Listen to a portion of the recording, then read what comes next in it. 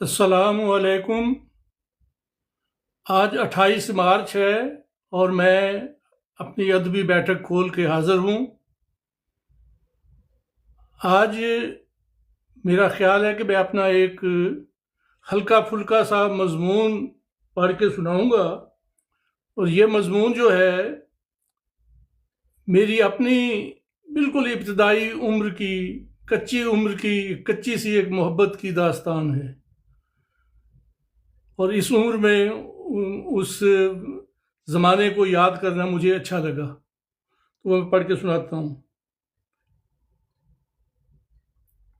Article का उन्वान है माँ दिए मोमबत्तिये। पंजाबी उन्वान है लेकिन मजमून उर्दू में ही है। जितनी अच्छी सूरतें हमको मिली, जितनी अच्छी सूरतें हमको मिली, उतने ही खानों में हैदर बट गए। मेरा टीन एज का पहला साल था और वो लगभग 8-9 साल की थी।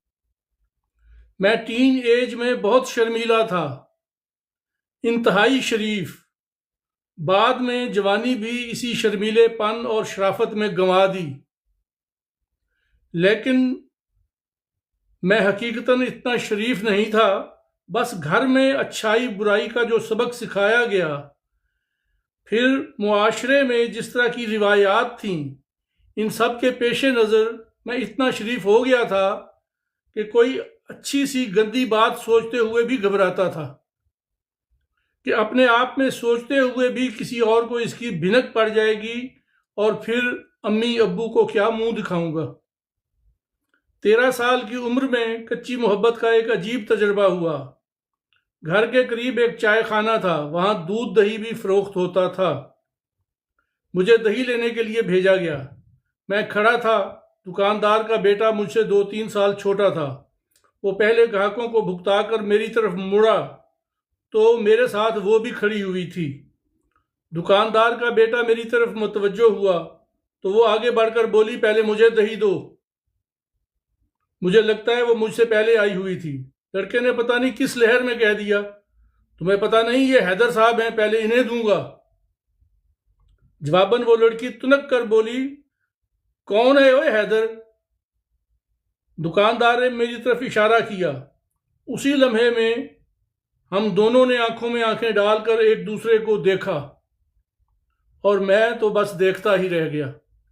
अजब जादू भरी आंखें थीं उसकी। लेकिन मेरी नाम निहाद शराफत और दर हकीकत बुजदली ने मुझे दूसरी बार आंखों में आंखें डालकर देखने की जुर्रत न दी। मुझे नहीं मालूम पहले दही किसे मिली, बस उसके दबंग अंदाज, कौन है ओए हैदर, ने दिल में कोई मोमबत्ती सी जला दी। मोमबत्ती को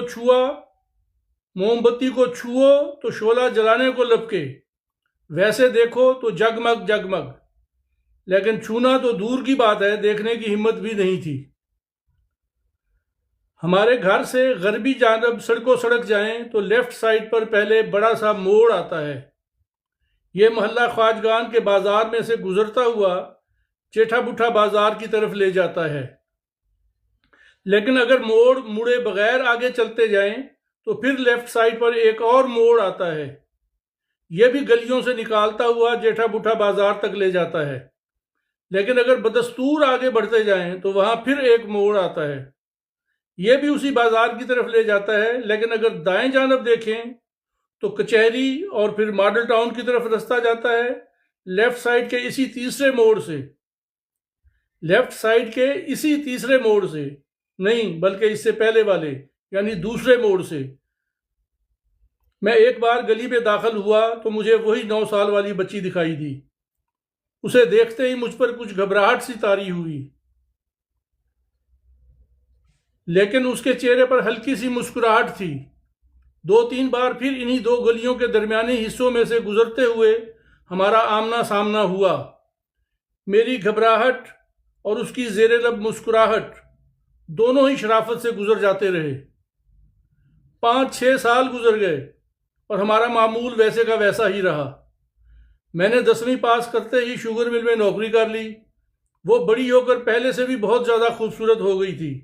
गोरा चिट्टा रंग, मुनासिब कदो कामत, तीखे नकूश और जादू भरी आंखें। अब मुझ में इतनी हिम्मत आ गई थी कि गली खाली होती तो गुजरते हुए उसे मामूल से ज़रा ज़्यादा देख लेता। इतनी हिम्मत के नतीजे में मुझे अजीब तजर्बा हुआ।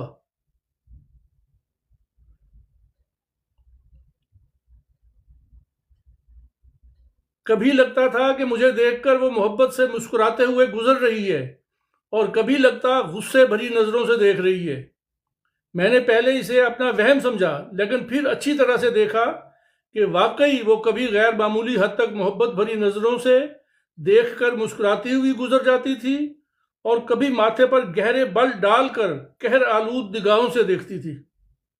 लेकिन इन मुतजाद रवैयों का भेद समझ में ना आया।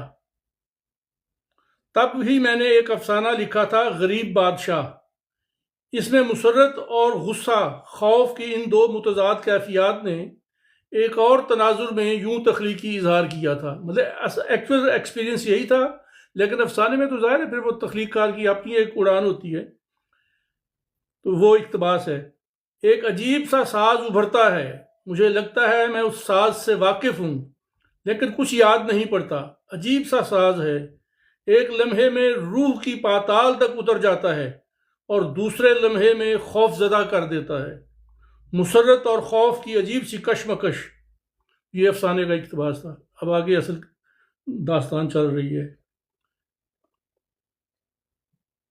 इस दौरान मज़ीद 4-5 साल गुजर गए। हम अपनी इन्हीं मखसूस गलियों में से गुजरते हुए बस एक दूसरे को देखते हुए गुजरते रहे। हाँ, अब मेरी शादी भी हो गई थी और मैं शेर भी कहने लगा था। फिर रिवायती शायरी से बढ़कर जदीद शायरी के कच्चे पक्के तजर्बे भी करने लगा था। तब ही अपने इस मामूल के बिल्ले को मैंने यूं बयान किया था, तेरे विसाल की यूं लज्जतें उठाता हूँ, तेरे विसाल की यूं लज्जतें उठाता हूँ कि रोज़ मिलते हैं कदमों की आहटों के बदन। शादी के बाद मैंने मुबारका को अपना हमराज बना लिया था। वो सारे राज जो बीवियों से हमेशा छुपाने चाहिए, मैंने वो सारे राज मुबारका को बता दिए थे। एक दिन पता चला कि वो एक अच्छे प्राइवेट स्कूल में टीचर बन गई है। हमारी शुगर के मिल के मुलाजमीन के इलाज के लिए डॉक्टर मलिक मोहम्मद अकबर को जिम्मेदारी मिली हुई थी। इत्तफाक से टीचर मैम के स्कूल के डॉक्टर भी यही थे। मजीद इत्तफाक यह हुआ कि एक बार डॉक्टर के क्लिनिक में मुबारका और टीचर मैम का टाकरा हो गया। दोनों अच्छी गपशप कर रही थी। मजीद तारफ होने पर मुबारका ने अपने शौहर के तौर पर मेरा नाम बताया तो मुबारका के बकौल पहले तो वो सख्ते में आ गई, फिर एकदम उठकर क्लिनिक से बाहर चली गई। मुबारका ने यह किस्सा मज़े लेकर बताया था और बाद में भी कभी कभार उनका कोई जिक्र हुआ तो मुबारका ने हंसकर कहा, अच्छा अच्छा, आपकी वो मोमबत्ती। बहरहाल टीचर मैम के इस रवैये से ये अंदाज़ा तो हो गया कि वो मुझे बखूबी जानती थीं, लेकिन ये रद्द-ए-अमल मोहब्बत के बायस था या नफ़रत के बायस, ये समझ में नहीं आ सका। एक बार अचानक वो मैम टीचर देखी तो राज को, एक बार अचानक दो मैम टीचर देखी, ये यहाँ अब कहानी में मोड़ आ रहा है। एक बार अचानक दो मैम टीचर देखी तो राज खुला कि वो दो बहनें हैं, शायद जुड़वा या शायद 1-2 साल के फर्क वाली, लेकिन दोनों बिल्कुल हमशक्ल हैं। चुनाचे फिर मैंने यही अंदाजा किया कि जो मुस्कुरा कर देखती थी वो वही थी जिसने दबंग अंदाज में कहा था, कौन है वो हैदर, और जो गुस्से से देखती थी शायद उसकी वो बहन हो जिसे उसने अपना हमराज बनाया हो और वो अपनी बहन की मुहाफिज के तौर पर मुझे गुस्से से देखती हो। लेकिन मामला इसके बरअक्स भी हो सकता है। मैम टीचर जो 9 साल की उम्र में टकराई थी, अब 67 साल के लगभग हो चुकी होंगी। ये 2 साल पहले का है मेरा ख्याल है, या पिछले साल का है। 68-69 की हो चुकी हैं अब। उन्हें ये जानकर खुशी होगी कि आधी सदी से ज़्यादा अरसा गुजरने के बाद भी और ज़िंदगी के कितने ही खुशकुन अदवार से गुजरने के बाद भी और अब जर्मनी में मज़े से बैठे होने के बावजूद भी मैंने उन्हें इज़्ज़त और मोहब्बत के साथ पूरी तरह याद रखा हुआ है। इसीलिए बाज़ बातें मालूम होने के बावजूद जानबूझकर दर्ज नहीं की कि आपका पर्दा रहे। ये सब कुछ भी इसलिए लिखा कि ये बता सकूं कि 9 साल की उम्र में आपने दबंग अंदाज में कौन है ओए हैदर कहकर मोहब्बत की जो मोमबत्ती जलाई थी, मैंने अभी तक उस मोमबत्ती को बुझने नहीं दिया। ये हो गया जी मेरा आर्टिकल। हाँ मेहरीन, अब आप बताएं आप क्या कह रही हैं। मैं कुछ पूरी तरह से पढ़ रहे फिर मुझे डर है ना उंगली। चाहे वो बाल बच्चों वाली है, चाहे वो बाल बच्चों वाली है, दिल की मंतक मगर निराली है। चाहे वो बाल बच्चों वाली है, दिल की मंतक मगर निराली है। अब तमाशा तो खुद ब खुद होगा, बात खुद आपने उछाली है। अब तमाशा तो खुद ब खुद होगा, बात खुद आपने उछाली है।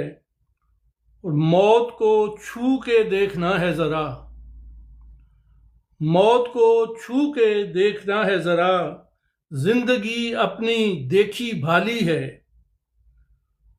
मौत को छू के देखना है ज़रा, जिंदगी अपनी देखी भाली है। रूह मेरी भी है खरा सोना, रूह मेरी भी है खरा सोना, तेरी दुनिया अगर कुठाली है। रूह मेरी भी है खरा सोना, तेरी दुनिया अगर कुठाली है। और दुख तो बेशक बहुत हुआ लेकिन, दुख तो बेशक बहुत हुआ लेकिन, उसकी चाहत तो आजमाली है। दुख तो बेशक बहुत हुआ लेकिन, उसकी चाहत तो आजमाली है। और दोस्ती मेरी बेमिसाल है तो, दोस्ती मेरी बेमिसाल है तो, दुश्मनी भी मेरी मिसाली है। दोस्ती मेरी बेमिसाल है तो, दुश्मनी भी मेरी मिसाली है। और बीज बोया था प्यार का हैदर, बीज बोया था प्यार का हैदर, लगता है फसल पकने वाली है। बीज बोया था प्यार का हैदर, लगता है फसल पकने वाली है। और चाहे वो बाल बच्चों वाली है, दिल की मंतक मगर निराली है। ये थोड़ी सी शरारती सी गज़ल थी। अब एक अपने आम मिजाज की जो गज़ल है वो सुनाता हूँ मैं, मेरे अमूमी मिजाज की। ये शरारती गज़लें थोड़ी थोड़ी सी हैं मेरे यहाँ वैसे। एक याद का मंजर सा खलाओं पे लिखा था, एक याद का मंजर सा खलाओं पे लिखा था, जब टूटते तारों से कोई झांक रहा था। एक याद का मंजर सा खलाओं पे लिखा था, जब टूटते तारों से कोई झांक रहा था। और हर चेहरे पे थी सब्त शनासाई की तहरीर, हर चेहरे पे थी सब्त शनासाई की तहरीर। मैं अजनबी लोगों के कबीले में घिरा था, हर चेहरे पे थी सब्त शनासाई की तहरीर। मैं अजनबी लोगों के कबीले में घिरा था। और ख्वाबों के जजीरे से बुलाता ही रहा वो, ख्वाबों के जजीरे से बुलाता ही रहा वो। मैं अपने किनारे से उतर भी ना सका था, ख्वाबों के जजीरे से बुलाता ही रहा वो। मैं अपने किनारे से उतर भी ना सका था। और अब वो भी मुझे शोभ दे लफ्ज़ों के दिखाए, अब वो भी मुझे शोभ दे लफ्ज़ों के दिखाए। वो जो मेरी खामोश मोहब्बत की सदा था, अब वो भी मुझे शोभ दे लफ्ज़ों के दिखाए। वो जो मेरी खामोश मोहब्बत की सदा था। और जो बख्श गया सदियों की महकी हुई सोचें, जो बख्श गया सदियों की महकी हुई सोचें। एक लम्हाए गुज़रा या कोई मौजे हवा था, जो बख्श गया सदियों की महकी हुई सोचें। एक लम्हाए गुज़रा या कोई मौजे हवा था। और तू जिसके लिए खुद को भुला बैठा था हैदर, तू जिसके लिए खुद को भुला बैठा था हैदर, क्या उसने भी भूले से तुझे याद किया था। तू जिसके लिए खुद को भुला बैठा था हैदर, क्या उसने भी भूले से तुझे याद किया था। एक याद का मंजर सा खलाओं पे लिखा था, जब टूटते तारों से कोई झांक रहा था। ये जनाब 2 गज़लें हो गई आज की। अच्छा, ये दूसरी गज़ल मैंने सुनाई है ना, इसकी जमील ज़ुबैरी साहब ने कराची रेडियो स्टेशन से इसे रिकॉर्ड करवाया था। ग़ालिबन सलामत अली साहब नाम था।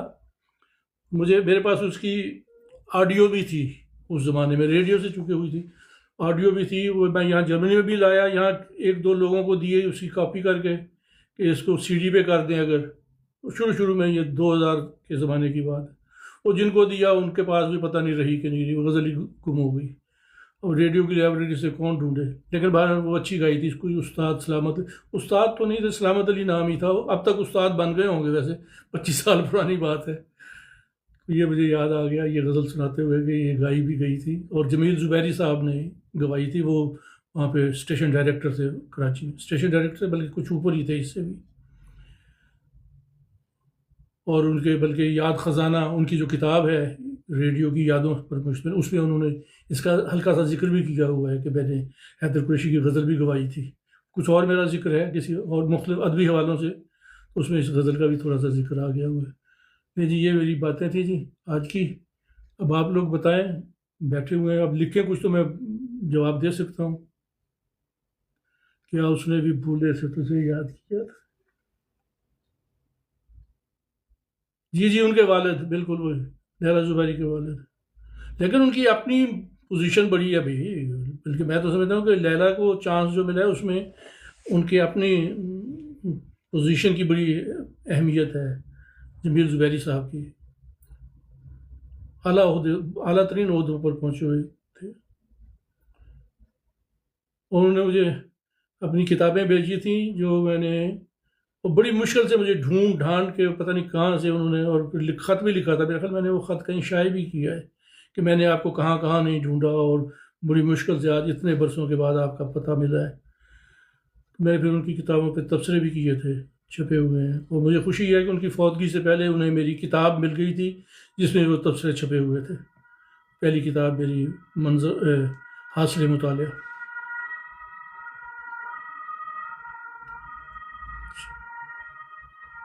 जी टैप की खैर है जी, दूसरी अतराफ का भी चक्कर। आपको आवाज नहीं आ रही है? आ रही है, अब आ रही है आपकी आवाज। हाँ, 2 बार सलाम किया। मैं कहा मेरीन भी ऊपर ही आई हुई है। जी हाँ, मेहरीन बोले। जी अस्सलाम वालेकुम अंकल। हमारे वो सालियाँ भी। हाँ जीनत, वेलकम। बोलना तो आपने है नहीं, मेरा ख्याल है ये बोलना है। आ गई है, ऊपर आ गई है। अंकल ये जीनत जैसे ही आई आपको नजर आ गई है, मैं और उस्मान आए हैं, हमें तो आपने वेलकम नहीं किया है। भाई आपको आने के बाद पता चला ना कि हैं आप आ गए हैं, अब तो पता चल गया ना कि अब जो आएगा ਤੁਸੀਂ ਤਮਕਵੇ ਹੋ ਹੈ, ਤੁਸੀਂ ਤਾਂ ਅੰਦਰ ਰਹਿੰਦੇ, ਖੈਰ ਤੁਹਾਡੀ। नहीं मैं सच बोल नहीं रहा हूँ, आप तो नहीं आते उस्मान, आप तो यहाँ मैं पर। आपका कह रहा हूँ, मैं अपना नहीं कह रहा है। हाँ मैं तो आती रहती हूँ ना, आप नहीं आते ना, आपके पास टाइम नहीं होता ਲਾਓ है। ਲਾਓ ਅੱਗ ਜਿਹੜਾ ਤੁਹਾਡਾ ਕੰਮ है। चलिए जी, अच्छा लगा, बहुत अच्छा हुआ, आप लोग ऊपर भी आ गए और आज चूंकि टाइम भी है तो। वालेकुम अस्सलाम जीनत, कैसे हो बच्चे, ठीक हो? मैं ठीक हूँ अल्हम्दुलिल्लाह, आप कैसी हैं? जी अल्लाह का शुक्र, बिल्कुल ठीक। अस्सलाम जीनत वालेकुम आजकल अंकल। बहुत खुश है, हाँ जी, वो पता चलता रहता है। इसकी पोस्टों से तो नहीं लगता। वही ना, पोस्टों से पता चलता रहता है। नहीं, पोस्टों से तो पता नहीं चलता कि खुश है। नहीं मैं कैलकुलेट कर लेता हूँ ना, आप नहीं कर सकते, मैं कर लेता हूँ। अच्छा यस ठीक। राइट, अंकल सही कह रहे हैं। मैं कैलकुलेट कर लेता हूँ। ठीक है। चले जी, मेहरीन आपका शुक्रिया। हाँ उस्मान कुछ कह रहे हो? नहीं आप करें, आपने बंद करनी है तो आप कह रहे हैं ना। हाँ तो बस यही कह रहा था कि मेहरीन आपका शुक्रिया, फिर मेहरीन आपका शुक्रिया। वंस मोर अगेन जी, एक बारी और दो। पब्लिक की पुरजोर चलें अब चलो उस्मान। उस्मान का शुक्रिया, जीनत का शुक्रिया, और नीचे आए हुए नजम साहब जी दिखाई दे रहे हैं मुझे। ये जापान में होते हैं नजम साहब। अच्छा अच्छा, मुझे तो पता बहुत नहीं खुशी हुई चला नजम कि साहब क्या आपको रहा है। देखकर, तो आपका भी शुक्रिया। और बाकी भी जोजारनी, अब नाम पता नहीं इस तरह के ना, मुझे नहीं समझ आ रही कि मैं कैसे पढ़ूं। अंदर आप मुझे लगा शायद अब्बा से कुछ पूछोगी। अंकल जरा सर साइड पे कीजिएगा, मैंने पीछे वाली पिक देखी नहीं।